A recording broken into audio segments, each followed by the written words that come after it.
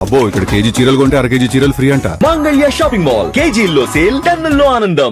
ఇవాళ ఇంకా కొన్ని అంశాలను మీతో పంచుకోదలుచుకున్న యువమిత్రులతో.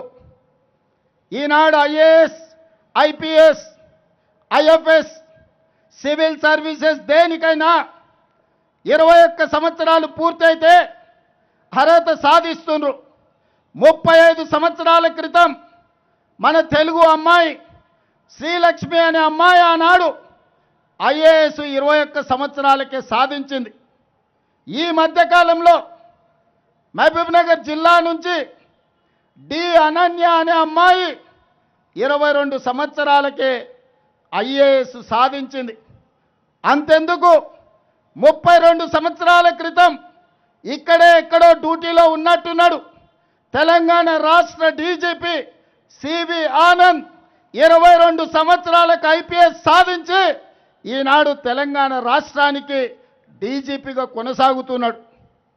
మరి వాళ్ళ మిత్రులారా, అసెంబ్లీ లోక్సభలో 25 ఏళ్ళు, శాసనమండలి రాజ్యసభలో 30 ఏళ్ల వయసు ఈరోజు ఎన్నికల్లో పెట్టిండ్రు. కానీ పక్కనున్న దేశాలు, జర్మనీ లాంటి దేశంలో, గ్రేట్ బ్రిటన్ లాంటి దేశంలో 18 సంవత్సరాలు పూర్తయితే చట్టసభలకు ఓడమే కాదు, ఆ దేశాలకు ప్రధానమంత్రులుగా లేకపోతే ప్రెసిడెంట్లుగా ఎన్నిక కావచ్చు. పక్కనే ఉన్న సింగపూర్లో 21 సంవత్సరాలు పూర్తి చేసుకుంటే ఆ దేశానికి ప్రధానమంత్రి కావచ్చు.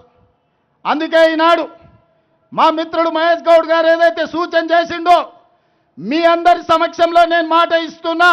ఆగస్టు మొదటి వారంలో అసెంబ్లీ శాసన మండలి ప్రత్యేక సమావేశాలు ఏర్పాటు చేసి శాసనసభలో చర్చించి ఈ దేశంలో ఎమ్మెల్యేగా, ఎంపీగా పోటీ చేయడానికి 21 సంవత్సరాల వయసును అర్హతగా తీర్మానం చేసి ప్రధానమంత్రికి పంపిస్తా.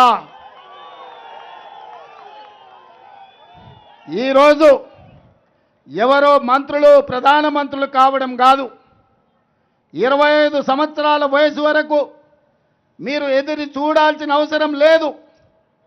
ఈరోజు జంతర్ మంతర్ వీధుల్లో ధర్నా చేయడం కాదు, లోక్సభ రాజ్యసభలో మీ గళాన్ని వినిపించడం ద్వారా, మీ సమస్యల్ని లేవనెత్తడం ద్వారా ఈ దేశానికి ఆదర్శంగా ఉండే విధంగా ఈ దేశం నుంచి యువకులు ఈ దేశాన్ని పరిపాలించగలిగిన సత్తా ఈ యువకు ఇవ్వాలి అని తెలంగాణ శాసనసభలో తీర్మానం చేసి పార్లమెంటులో రాహుల్ గాంధీ, మల్లికార్జున్ ఖర్గే గారి నేతృత్వంలో బిల్లును ఆమోదించే విధంగా ఈనాడు కాంగ్రెస్ పార్టీ, మా ప్రభుత్వం ప్రయత్నం చేస్తుందని చెప్పి ఈ సందర్భంగా మీకు నేను మాట ఇస్తున్నా.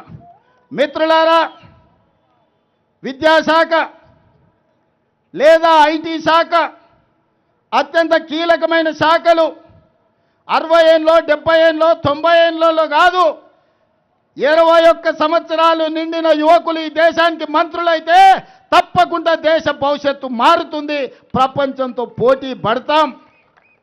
ఈనాడు 543 మంది ఎంపీలు ఉంటే 1% కూడా జెన్జీ ప్రాతినిధ్యం లేదు. 1% లోపలనే ఈరోజు లోక్సభలో మీ ప్రాతినిధ్యం ఉంది.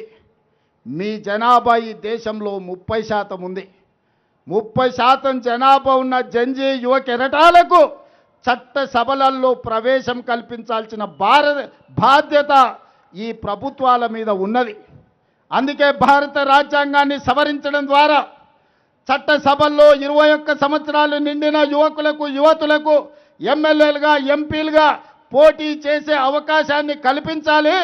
తప్పకుండా శాసనసభ ఆగస్టు మొదటి వారంలో సమావేశాన్ని ఏర్పాటు చేసి ఈ తప్పకుండా తీర్మానాన్ని చేస్తామని చెప్పి నేను ఈ సందర్భంగా మీ అందరికీ మాట ఇస్తున్నా.